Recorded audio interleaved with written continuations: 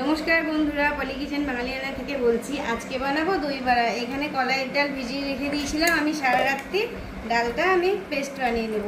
আর এখানে এক টুকরো আদা আর একটা কাঁচা লঙ্কা দিয়ে এখানে পেস্ট করে নিয়েছি। আমি একটু মৌরি দিয়ে একটু ফাটিয়ে নেব।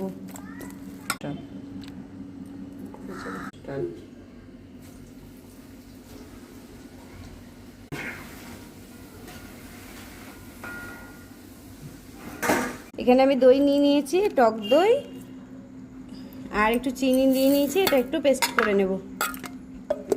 এখানে হালকা একটু গরম জল দিয়ে নিয়েছি, একটু চিনি আর অল্প একটু বিট লবণ আর একটু ভাজা মশলা দিয়ে আমি দই বড়াগুলো ভিজিয়ে রাখবো। বড়াগুলো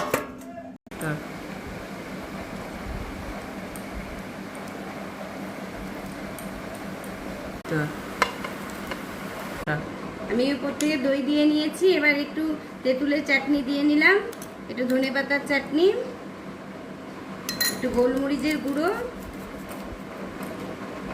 বিট লবণ, ভাজা মশলা আর একটু ভুজিয়ে দিয়ে নেব। একদম নরম পারফেক্ট দই বড়া রেডি আমার, পুরো দোকানের মতন। দেখেন, রেসিপিটা যদি ভালো লেগে থাকে একটা লাইক শেয়ার করে আমার পাশে থাকবেন।